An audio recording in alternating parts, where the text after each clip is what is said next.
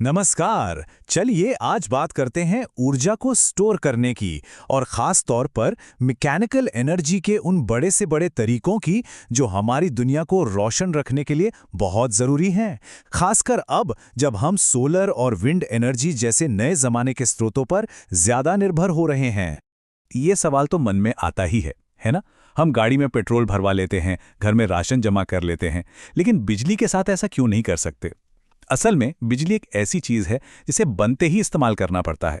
इसे किसी बोतल या टंकी में भरकर नहीं रखा जा सकता और बस यहीं से ऊर्जा को स्टोर करने की सारी कहानी शुरू होती है। तो आज के इस बातचीत में हम देखेंगे कि आखिर हमें एनर्जी स्टोर करने की जरूरत ही क्यों है।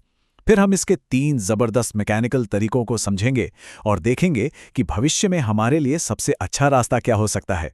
तो सबसे पहला और सबसे बड़ा सवाल यही है कि हम जरूरत के हिसाब से ही बिजली क्यों नहीं बना लेते। इसका जवाब छिपा है डिमांड और सप्लाई के बड़े ही नाजुक से बैलेंस में। देखिए, हमारे जो पावर ग्रिड है ना, उन्हें एक बहुत ही मुश्किल बैलेंस बनाना पड़ता है। एक तरफ सोलर एनर्जी सिर्फ तब मिलती है जब धूप हो और हवा भी हमेशा एक रफ्तार से नहीं चलती। वहीं दूसरी तरफ शाम को जब सब लोग घर आते हैं, लाइट, टीवी, एसी चलाते हैं, तो बिजली की मांग एकदम से आसमान छूने लगती है। एनर्जी स्टोरेज बस इसी उतार चढ़ाव के बीच एक सेफ्टी नेट की तरह काम करता है, जो ग्रिड को गिरने से यानी ब्लैकआउट से बचाता है। तो ये मैकेनिकल स्टोरेज आखिर है क्या चीज़? देखिए, इसमें कोई रॉकेट साइंस नहीं है। ये तो स्कूल की फिजिक्स के बेसिक नियमों पर काम करता है। इसमें हम बिजली को या तो किसी चीज़ की गति में या उसकी ऊंचाई में या फिर दबाव में बदल के स्टोर कर लेते हैं और जब ज़रूरत पड़ती है तो उसी स्टोर्ड एनर्जी को वापस बिजली में बदल लेते हैं। और इस मैदान में ना 3 बड़े खिलाड़ी हैं, पम्प्ड हाइड्रो, कंप्रेस्ड एयर और फ्लाईव्हील्स। चलिए एक एक करके इन तीनों दिग्गजों को जानते हैं। तो सबसे पहले बात करते हैं पम्प्ड हाइड्रो स्टोरेज या पीएचएस की। ये दुनिया में एनर्जी स्टोर करने का सबसे बड़ा और सबसे पुराना, सबसे भरोसेमंद तरीका है। आपको जानकर हैरानी होगी कि दुनिया में जितनी भी बड़े लेवल पर एनर्जी स्टोर की जाती है, उसमें से 95% से भी ज़्यादा इसी टेक्नोलॉजी से होती है। चलिए इसे ज़रा और करीब से समझते हैं। आप इसे एक बहुत बड़ी रिचार्जेबल पानी की बैटरी की तरह सोच सकते हैं, जो ग्रेविटी यानी गुरुत्वाकर्षण पर काम करती है। जैसा कि इस तस्वीर में दिख रहा है, इसके 2 मेन हिस्से होते हैं, एक ऊपर बना हुआ तालाब और एक नीचे बना हुआ तालाब। इसका काम करने का तरीका ना बहुत ही मज़ेदार और सीधा साधा है। जब बिजली की मांग कम होती है, मान लीजिए देर रात में, तब ग्रिड में जो फालतू और सस्ती बिजली होती है, उसका इस्तेमाल करके पानी को नीचे वाले तालाब से ऊपर वाले तालाब में पंप कर दिया जाता है। इस तरह बिजली उस पानी में पोटेंशियल एनर्जी के रूप में स्टोर हो जाती है। फिर जब दिन में बिजली की मांग एकदम से बढ़ती है, तो ऊपर जमा किए गए पानी को एक टरबाइन से गुजारकर नीचे छोड़ दिया जाता है और वो टरबाइन घूमकर बिजली बना देती है। इस टेक्नोलॉजी की सबसे बड़ी खूबी है इसकी ज़बरदस्त कैपेसिटी और इसका लंबा जीवन। एक पीएच प्लांट 60 साल से भी ज़्यादा चल सकता है।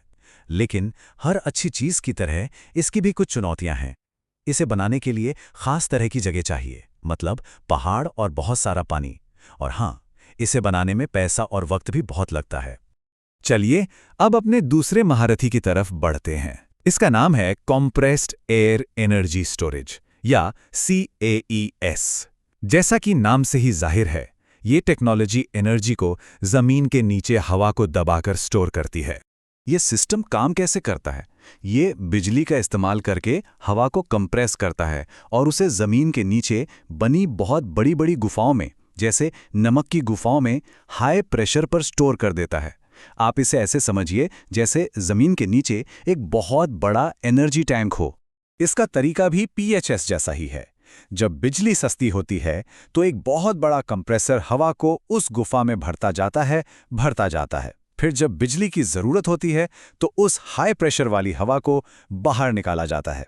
इसे अक्सर नेचुरल गैस से थोड़ा गर्म किया जाता है ताकि वो और तेज़ी से फैले, और फिर उसे एक टरबाइन पर छोड़ा जाता है जो घूमकर बिजली पैदा करती है। एएस में भी बहुत ज़्यादा एनर्जी स्टोर करने की ताकत होती है, लेकिन ये भी पम्प्ड हाइड्रो की तरह सही जगह पर ही बन सकता है जहां ऐसी गुफाएं हों। इसकी एक और बड़ी चुनौती है इसकी एफिशिएंसी, मतलब चार्ज करने में जितनी बिजली लगती है, उसका करीब करीब आधा हिस्सा ही हमें वापस मिल पाता है।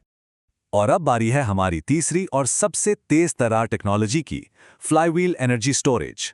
ये टेक्नोलॉजी एनर्जी को किसी चीज को घुमाने में, यानी कि शुद्ध गति के रूप में स्टोर करती है। अब ये देखने में थोड़ा कॉम्प्लेक्स लग सकता है, पर इसका आइडिया बड़ा सिंपल है। सोचिए एक बहुत भारी पहिया, जिसे रोटर कहते हैं, एक मोटर उसे हजारों की स्पीड पर घुमाती है।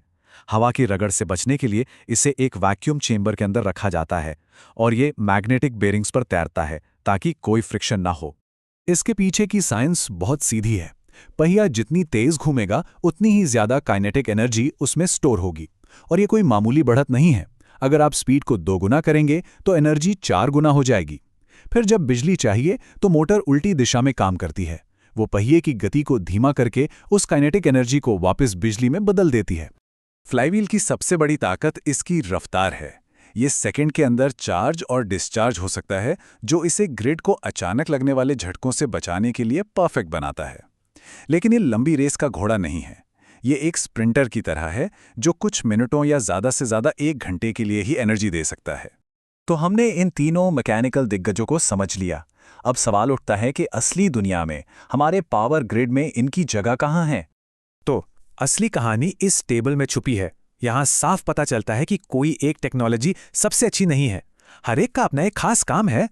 पम्प्ड हाइड्रो मैराथन धावक की तरह है, जो घंटों या दिनों तक भारी मात्रा में एनर्जी सप्लाई करता है।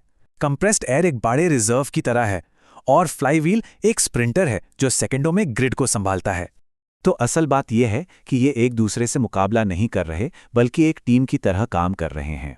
भविष्य का जो स्मार्ट ग्रिड होगा, उसमें शायद इन सभी टेक्नोलॉजीज का एक मिला-जुला रूप देखने को मिलेगा, जहां हर कोई अपनी खूबी के हिसाब से अपना काम करेगा। तो आखिर में ये एक बड़ा सवाल हमारे सामने है। जैसे जैसे हम सोलर और विंड एनर्जी पर ज्यादा निर्भर होते जाएंगे, क्या ये मैकेनिकल महारत ही हमारी जरूरतों को पूरा कर पाएंगे, या फिर हमें किसी बिल्कुल नई टेक्नोलॉजी का इंतजार करना होगा? भविष्य चाहे जो भी हो, एक बात तो पक्की है, हमारे एनर्जेटिक कल की चाबी एनर्जी को स्टोर करने में ही छिपी है।